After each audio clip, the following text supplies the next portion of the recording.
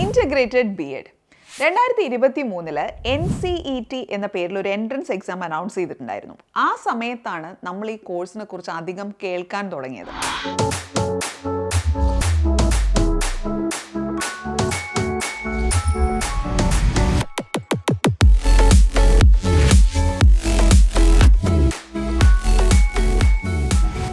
ITEP, അതായത് integrated teacher education programme എന്നാണ് ഇതിനെ മൊത്തത്തിൽ നമ്മൾ വിളിക്കുക.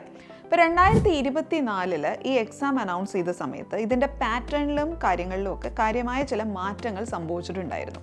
2024 ഈ എക്സാം അനൗൺസ് ചെയ്തത് ഏപ്രിൽ മാസത്തിലായിരുന്നു. 2023 ഇത് ജൂലൈയിലാണ് അനൗൺസ്മെൻറ്റ് നടന്നത്. അത് അവരെ സംബന്ധിച്ചിടത്തോളം ഒരു പഠന ഫേസ് ആയിരുന്നു എന്ന് വേണമെങ്കിൽ പറയാം. ആദ്യമായിട്ടാണ് എക്സാം കണ്ടക്ട് ചെയ്തത്. പക്ഷേ 2024 കുറച്ചുകൂടി കാര്യങ്ങളൊക്കെ ക്ലിയർ ആക്കിക്കൊണ്ട് ഏപ്രിൽ മാസത്തിൽ തന്നെ, അതായത് നേരത്തെ തന്നെ എക്സാമിൻ്റെ കാര്യങ്ങളുടെ നോട്ടിഫിക്കേഷനും മറ്റും വന്നു. ഏപ്രിൽ അവസാന വാരം ലാസ്റ്റ് ഡേറ്റ് വെച്ചു. ജൂൺ 12-ാം തീയതിയാണ് അതിൻ്റെ എക്സാം. ആ രീതിയിലാണ് ആ ഒരു പാറ്റേൺ നടന്നു പോകുന്നത്. അപ്പോൾ ഈ NCET എന്ന എക്സാം നമ്മൾ എഴുതുന്നത് എന്തിനു വേണ്ടിയിട്ടാണെന്നറിയോ? ഇൻ്റഗ്രേറ്റഡ് ബി എഡ് എന്ന് പറയുന്ന കോഴ്സ് പഠിക്കാനാണ്. ഇൻ്റഗ്രേറ്റഡ് ബി എഡ് എന്ന് പറഞ്ഞാൽ, ആദ്യം നമുക്ക് ബി എഡ് എന്ന് നോക്കാം. ബി എഡ് എന്ന് പറഞ്ഞു കഴിഞ്ഞാൽ ഒരു ടീച്ചർ ക്വാളിഫിക്കേഷനാണ്. സാധാരണ നമ്മളൊരു അണ്ടർ ഗ്രാജുവേഷൻ പ്രോഗ്രാം പഠിക്കും. അത് BA, BSc പോലുള്ള ഏതെങ്കിലുമൊക്കെ അണ്ടർ ഗ്രാജുവേഷൻ പഠിക്കുക. അതിനുശേഷം നമ്മൾ ബി എഡ് പഠിക്കുക. ഇതാണ് സാധാരണ നടന്നുകൊണ്ടിരുന്നത്. അപ്പോൾ ഈ ബി എഡ് പഠിക്കുമ്പോൾ നമ്മൾ ഏത് യൂണിവേഴ്സിറ്റിയിലാണോ ബി എഡ് പഠിക്കാൻ ഉദ്ദേശിക്കുന്നത്, ആ യൂണിവേഴ്സിറ്റി നിഷ്കർഷിക്കുന്ന ചില മാനദണ്ഡങ്ങളുണ്ടാവും. അപ്പോൾ അതിനെ ക്ലിയർ ചെയ്തുകൊണ്ടാണ് നമുക്ക് ബി എഡിന് സാധാരണ അഡ്മിഷൻ കിട്ടുക. അപ്പോൾ ഈ ഇൻ്റഗ്രേറ്റഡ് ബി എഡിൻ്റെ ഒരു ഗുണം എന്താണെന്ന് വെച്ച് കഴിഞ്ഞാൽ, നമ്മൾ ഈ ഡിഗ്രി കഴിഞ്ഞ് എന്താണോ ബി എഡിൻ്റെ മാനദണ്ഡങ്ങൾ അതിനെ സാറ്റിസ്ഫൈ ചെയ്ത് ബി എഡിന് അഡ്മിഷൻ എടുത്ത് ഇതിനൊന്നും പോകേണ്ട ആവശ്യമില്ല. 12ാം ക്ലാസ് കഴിയുമ്പോൾ നമ്മൾ നേരിട്ട് 4 വർഷം ഒരു യൂണിവേഴ്സിറ്റി പോയിട്ട് പഠിക്കുകയാണ്. ഈ 4 വർഷം കഴിയുമ്പോൾ നമ്മുടെ കയ്യിൽ BA, BSc, BCom with B Ed, അതായത് ഇതിലേതോ ഒന്നുകിൽ BA BEd അല്ലെങ്കിൽ BCom BEd അല്ലെങ്കിൽ BSc BEd നമുക്ക് കിട്ടും. അതാണ് ഈ ഇൻ്റഗ്രേറ്റഡ് ബി എഡ് എന്ന് പറയുന്നത്. മനസ്സിലായോ? അപ്പോൾ ഒരു ടീച്ചറാകണമെന്ന് ആഗ്രഹിക്കുന്നവർ എന്ത് ചെയ്യുക? 12ാം ക്ലാസ്സിൽ കഴിയുമ്പോൾ തന്നെ ഈ ഒരു വഴി എടുത്ത് പോയി കഴിഞ്ഞ് കഴിഞ്ഞാൽ നിങ്ങൾക്ക് കുറച്ചുകൂടെ ഈസിയായി. 4 കൊല്ലം കൊണ്ട് ഇത് കഴിഞ്ഞിട്ട് ഇങ്ങനെ നിങ്ങൾ പുറത്തിറങ്ങാൻ പറ്റില്ലേ? അപ്പോൾ ഇതിന് വേണ്ടിയിട്ട് എങ്ങനെയാണോ നമ്മൾ മറ്റെല്ലാ എൻട്രൻസ് പരീക്ഷകൾക്കും വേണ്ടി പ്രിപ്പയർ ചെയ്യുക, അതുപോലെ 11ാം ക്ലാസ് മുതൽ ഒരു പ്രോപ്പർ പ്രിപ്പറേഷനിലൂടെ വന്നാൽ നന്നായിരിക്കും. അപ്പോൾ നമുക്ക് സീറ്റ് കിട്ടാനുള്ള സാധ്യത കൂടും. കഴിഞ്ഞ വർഷം, അതായത് 2023 കേരളത്തിൽ നിന്നുള്ള 2 സ്ഥാപനങ്ങളിലേക്കാണ് ഈ ഒരു എൻട്രൻസ് എക്സാം വഴിയിട്ട് അഡ്മിഷൻ കൊടുത്തുകൊണ്ടിരുന്നത്. അത് നമ്മുടെ കാസർഗോഡുള്ള സെൻട്രൽ യൂണിവേഴ്സിറ്റിയും അതുപോലെ കോഴിക്കോടുള്ള NIT. ഇപ്രാവശ്യം ലിസ്റ്റ് വന്നപ്പോഴത്തേനും ഒരു സ്ഥാപനം കൂടി ഇതിനകത്ത് കയറിയിട്ടുണ്ട്. സെൻട്രൽ സാൻസ്ക്രിത് യൂണിവേഴ്സിറ്റി, നമ്മുടെ തൃശ്ശൂരുള്ളത്, അതും കൂടി ഇതിനകത്ത് ലിസ്റ്റിൽ വന്നിട്ടുണ്ട്. അപ്പോൾ ഇനി അടുത്ത വർഷങ്ങളിൽ നമുക്ക് ഓൾ ഓവർ ഇന്ത്യ എടുത്ത് നോക്കുകയാണെങ്കിൽ പല പല പുതിയ സ്ഥാപനങ്ങൾ ഈ കോഴ്സ് അനൗൺസ് ചെയ്യാം. ഈ ഒരു കാറ്റഗറിനകത്ത് ആഡഡ് ആവാനും ഒക്കെ സാധ്യതയുണ്ട്. പിന്നെ ഒരു കാര്യം എന്ന് പറഞ്ഞു കഴിഞ്ഞാൽ IIT, NIT പോലുള്ള സ്ഥാപനങ്ങളിലും ഈ ഇൻ്റഗ്രേറ്റഡ് ബി എഡ് ഉണ്ട്. അപ്പോൾ ചില കുട്ടികൾക്ക് മോഹം ഉണ്ടാവില്ലേ IIT പോയി പഠിക്കണമെന്ന്. പക്ഷേ JEE പരീക്ഷയൊക്കെ ക്ലിയർ ചെയ്തിട്ട് IITയിൽ അഡ്മിഷൻ കിട്ടാൻ അമ്മാതിരി ഒരു അത്രയും ലെവലിലേക്ക് പോകാൻ ഉണ്ടാവില്ല. പക്ഷെ ആഗ്രഹമുണ്ട് IIT പഠിക്കണമെന്ന്. അപ്പോൾ അവർക്ക് ഇതൊരു വഴിയാണ് IITയിൽ എത്താനായിട്ട്.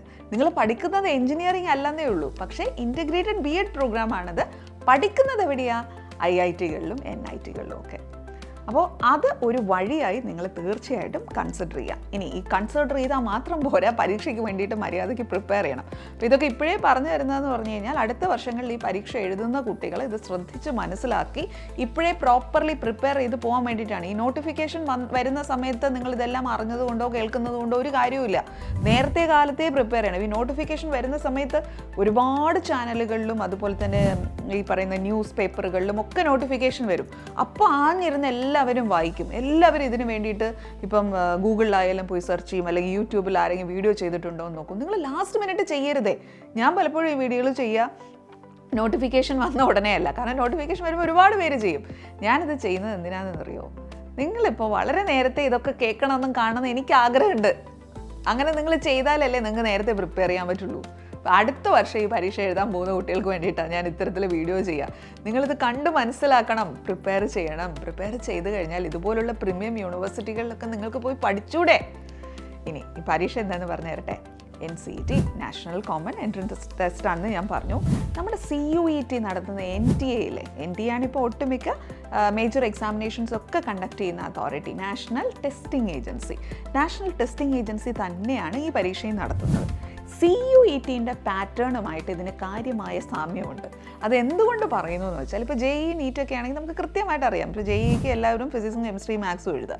ഇനി നമ്മൾ നീറ്റ് ആണെന്നുണ്ടെങ്കിൽ ഫിസിക്സും കെമിസ്ട്രിയും ബയോളജിയും എഴുതുക. പക്ഷേ CUET അങ്ങനെയാണോ? നമുക്ക് ഇഷ്ടമുള്ള വിഷയങ്ങൾ തിരഞ്ഞെടുക്കാനുള്ള ഒരു വകുപ്പൊക്കെ അതിനില്ലേ? അതുപോലെ തന്നെയാണ് ഇവിടുത്തെ കാര്യം. NCET എന്ന് പറയുന്ന പരീക്ഷയും ഇതിനകത്ത് 4 സെക്ഷൻസ് കിടപ്പുണ്ട്. അതിൽ ആദ്യത്തേതെന്ന് പറയുന്നത് ലാംഗ്വേജ് ആണ്. അപ്പോൾ ആ ലാംഗ്വേജിനകത്ത് കുറേ ലാംഗ്വേജുകൾ അവർ ലിസ്റ്റ് ഔട്ട് ചെയ്തിട്ടുണ്ട്. ഈ ലിസ്റ്റ് ഔട്ട് ചെയ്ത ലാംഗ്വേജുകളിൽ നിന്ന് നമ്മൾ 2 ലാംഗ്വേജുകൾ സെലക്ട് ചെയ്യണം. അത് നമ്മുടെ ചോയ്സാണ്. അപ്പോൾ ആ ലിസ്റ്റിലുള്ള ലാംഗ്വേജുകളെല്ലാം ശ്രദ്ധിച്ചതിന് ശേഷം അതിൽ നിന്ന് 2 എണ്ണം നമ്മൾ സെലക്ട് ചെയ്തെടുക്കുക. ഈ 2 എണ്ണത്തിനെയും ബേസ് ചെയ്തുകൊണ്ടാണ് നമുക്ക് ക്വസ്റ്റ്യൻസ് ഫേസ് ചെയ്യേണ്ടി വരിക. അപ്പോൾ എത്ര ക്വസ്റ്റ്യൻസ് ഫേസ് ചെയ്യേണ്ടി വരിക എന്നറിയും? 20 ചോദ്യങ്ങൾ നമ്മൾ ഫേസ് ചെയ്യണം. പക്ഷേ 23 ചോദ്യങ്ങൾ നമ്മുടെ ചോദ്യ പേപ്പറിൽ ഉണ്ടാവും. 3 എണ്ണം നമ്മൾ എഴുതണ്ട, നമുക്കറിയാത്ത 3 എണ്ണത്തിന് നിങ്ങൾ വിട്ട് കളഞ്ഞു. ബാക്കിയുള്ള 20 ചോദ്യങ്ങൾക്ക് നമുക്ക് ആൻസർ ചെയ്യാൻ പറ്റും. ഇനി രണ്ടാമത്തത് എന്ന് പറയുന്നത് ഇതിനകത്ത് ഡൊമൈൻ സ്പെസിഫിക് ആയിട്ടുള്ള സബ്ജക്റ്റുകളാണ്. ഈ ഡൊമൈൻ സ്പെസിഫിക് സബ്ജക്റ്റുകളും ഒരു ലിസ്റ്റ് ഓഫ് സബ്ജക്ട്സ് തന്നിട്ടുണ്ട്. ഈ ഡൊമൈൻ സബ്ജക്ട്സിൻ്റെ പ്രത്യേകത എന്താണെന്ന് വെച്ച് കഴിഞ്ഞാൽ, ഇതിനകത്ത് നിന്ന് നമ്മൾ 3 സബ്ജക്റ്റുകൾ ചൂസ് ചെയ്യണം എന്നുള്ളതാണ്. ആ 3 സബ്ജക്റ്റുകൾ ഏതൊക്കെ ആയിരിക്കണം എന്ന് ചോദിച്ചാൽ അത് അഗെയിൻ നിങ്ങളുടെ ചോയ്സാണ്. അതിൽ നിന്ന് നിങ്ങൾ സെലക്ട് ചെയ്തെടുക്കേണ്ടതാണ്. ഈ ഡൊമൈൻ സ്പെസിഫിക് സബ്ജക്റ്റുകളിൽ നിന്ന് 28 ചോദ്യങ്ങളാണ് നമുക്കുണ്ടാവുക. പക്ഷേ 28ന് ഉത്തരം എഴുതണ്ട. 28നകത്ത് 25 ചോദ്യങ്ങൾക്ക് മാത്രം നമ്മൾ ആൻസർ ചെയ്താൽ മതി. അപ്പോൾ ആ 25 ചോദ്യങ്ങൾ ഏതൊക്കെ വേണം എന്നുള്ളത് നിങ്ങൾക്ക് സെലക്ട് ചെയ്യാം. 3 ഡൊമൈൻ സ്പെസിഫിക് സബ്ജക്റ്റിൽ ചിലപ്പോൾ നിങ്ങൾക്ക് ഒരു സംശയം തോന്നിയേക്കാം, ഇത് 3 എണ്ണം സെലക്ട് ചെയ്യുമ്പോൾ 3ൽ നിന്ന് 3ഉം കൂടെ ചേർത്തിട്ടാണോ 28 ചോദ്യം ഉണ്ടാവുക എന്നല്ല. ഇപ്പോൾ ഡൊമൈൻ സ്പെസിഫിക് സബ്ജക്റ്റ് 1ൽ നിന്ന് നിങ്ങൾക്ക് 28 ക്വസ്റ്റ്യൻസ് ഉണ്ടാവും, അതിൽ 25 ചൂസ് ചെയ്യുക. അതുപോലെ 2ൽ നിന്ന് 28 ക്വസ്റ്റ്യൻസ് 25 ചൂസ് ചെയ്യുക. അതിൽ നിന്ന് 3ൽ 28 ക്വസ്റ്റ്യൻസ് 25 ചൂസ് ചെയ്യുക. അങ്ങനെയാണ് അതിൻ്റെ പാറ്റേൺ. അല്ലാതെ 3ഉം കൂടി ചേർത്തിട്ടാണ് 28 ചോദ്യങ്ങൾ എന്ന് നിങ്ങൾ വിചാരിക്കരുത്. ഇനി മൂന്നാമത്തെ ഇതെന്ന് പറയുന്നത് ഇതിനകത്ത് ജനറൽ ടെസ്റ്റ് ആണ്. ഇതിൻ്റെ ജനറൽ ടെസ്റ്റ് നമ്മുടെ CUET-യുടെ ജനറൽ ടെസ്റ്റില്ലേ, അതിൻ്റെ സിലബസിനോട് സാദൃശ്യമുള്ളതാണ്. അതിനകത്ത് നമ്മുടെ ജനറൽ എബിലിറ്റിയും ജനറൽ നോളജും എല്ലാ സാധനങ്ങളും ടെസ്റ്റ് ചെയ്യപ്പെടുന്ന രീതിയിലുള്ള ജനറൽ ടെസ്റ്റാണ് അവിടെ വരുന്നത്. ഇനി 4മതൊരു സംഭവമുള്ളത്, ഈ ജനറൽ ടെസ്റ്റിനകത്തും 28 ചോദ്യങ്ങൾ ഉണ്ടാവും. നിങ്ങൾ അതിനകത്ത് നിന്ന് 25 എണ്ണത്തിന് ഉത്തരം കൊടുത്താൽ മതി. 4മത്തെന്ന് പറയുന്നത് ടീച്ചിങ് ആപ്റ്റിറ്റ്യൂഡാണ്. നമ്മുടെ ടീച്ചിങ് ആപ്റ്റിറ്റ്യൂഡ് അളക്കുന്ന രീതിയിലുള്ള ക്വസ്റ്റ്യൻസ് ആണ് അവിടെ നമുക്ക് ഫേസ് ചെയ്യേണ്ടി വരിക. അവിടെ 23 ചോദ്യങ്ങൾ നമുക്കുണ്ടാവും. അതിനകത്ത് നിന്ന് 20 ചോദ്യങ്ങൾക്ക് നമ്മൾ ഉത്തരം എഴുതണം. ഇതാണ് ഈ പരീക്ഷയുടെ പാറ്റേൺ എന്ന് പറയുന്നത്. CUET നടക്കുന്ന പോലെ തന്നെ പല പല സെഷനുകളായിട്ടൊക്കെയാണ് എക്സാം നടക്കുക. പക്ഷേ ചോയ്സ് നമ്മൾ കറക്റ്റായിട്ട് കൊടുക്കണം. അപ്പോൾ അടുത്ത വർഷത്തേക്ക് ഈ പരീക്ഷ എഴുതാൻ ഉദ്ദേശിക്കുന്ന കുട്ടികളോട് എനിക്കൊന്ന് പറയാനുള്ളത്, ഇതിൻ്റെയൊക്കെ ഈ വെബ്സൈറ്റ് ലിങ്ക് ഉണ്ടല്ലോ, ഈ ലിങ്ക് ഈ പരീക്ഷകൾ കഴിഞ്ഞാൽ അപ്രത്യക്ഷമാവും. പിന്നെ അടുത്ത വർഷം മാത്രമേ ഇത് വരത്തുള്ളൂ. അപ്പോൾ ഈ വർഷമേ നിങ്ങൾ ഇത് എടുത്ത് തുറന്നു നോക്കുകയും പിന്നെ ഇതിൻ്റെ PDF ദയവ് ചെയ്തൊന്ന് ഡൗൺലോഡ് ചെയ്ത് നിങ്ങൾ വെക്കുക. കാരണം പിന്നീട് ഇത് കടന്ന് തപ്പിയിട്ട് അത് നോക്കി കിട്ടിയില്ല, ആ ലിങ്ക് ഇപ്പോൾ അവൈലബിൾ അല്ല എന്നൊന്നും പറഞ്ഞിട്ട് കാര്യമില്ല.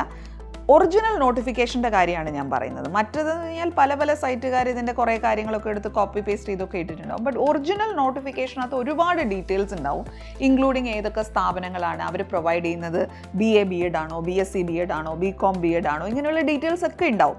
അപ്പോൾ ഇത് നിങ്ങളൊന്ന് ഡൗൺലോഡ് ചെയ്ത് വെക്കണം. അത് ഇതിൻ്റെ കാര്യത്തിൽ മാത്രമല്ല കേട്ടോ എനിക്ക് പറയാനുള്ളത്, എല്ലാ നോട്ടിഫിക്കേഷൻസും ഇപ്പോൾ 11ാം ക്ലാസ് കഴിഞ്ഞ് 12ാം ക്ലാസ്സിലേക്ക് സ്റ്റെപ്പ് ഇൻ ചെയ്തവരില്ലേ, അവർ മാത്രമല്ല 10 കഴിഞ്ഞ് 11ലേക്ക് കയറിയവരും ചെയ്തോളൂ.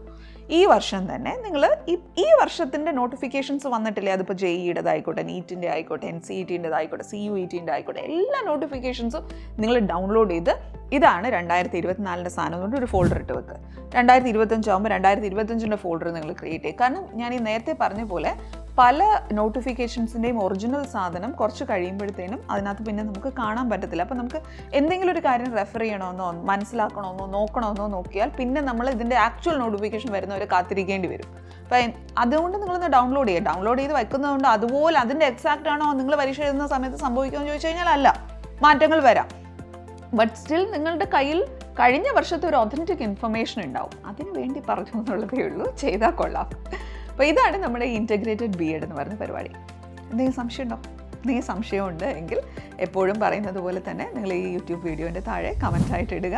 ഞാൻ തന്നെയാണ് കമൻറ്റുകൾ നേരിട്ട് നോക്കാറുള്ളത്. അപ്പോൾ അതിനെ ബേസ് ചെയ്തുകൊണ്ടാണ് എപ്പോഴും ഞാൻ പുതിയ വീഡിയോയ്ക്ക് ഏത് കോണ്ടൻറ്റ് ഉപയോഗിക്കണം എന്നുള്ളത് ഞാൻ ഐഡൻറ്റിഫൈ ചെയ്യുക. അപ്പോൾ നിങ്ങൾ നിങ്ങളുടെ സംശയങ്ങളെല്ലാം ചോദിക്കുക, ഞാൻ മറുപടി തരാൻ ശ്രമിക്കുക. അതുപോലെ ഇൻസ്റ്റഗ്രാമിലെ വീഡിയോസ് നിങ്ങൾ ശ്രദ്ധിക്കണ്ടോ എന്ന് എനിക്കറിയില്ല. ഇൻസ്റ്റഗ്രാമിൽ നമ്മൾ എന്താ ചെയ്യാം, ഇങ്ങനെ നിങ്ങൾ ചോദ്യങ്ങൾ ചോദിക്കുന്നത് ചെറിയ ചെറിയ ചോദ്യങ്ങളുണ്ടല്ലോ, അതിൻ്റെ ഒരു 1 മിനിറ്റിൽ താഴെയുള്ള വീഡിയോസ് റെക്കോർഡ് ചെയ്തിട്ട് നമ്മൾ എല്ലാ ദിവസവും അത് ഇടുന്നുണ്ട്. കരിയറുമായിട്ട് ബന്ധപ്പെട്ടിട്ടുള്ള കാര്യങ്ങൾ, അതിലൂടെയും മാക്സിമം ചോദ്യങ്ങൾക്ക് ഉത്തരം തരാനായിട്ട് നമ്മൾ ശ്രമിക്കുന്നുണ്ട്. Keep going. Happy learning.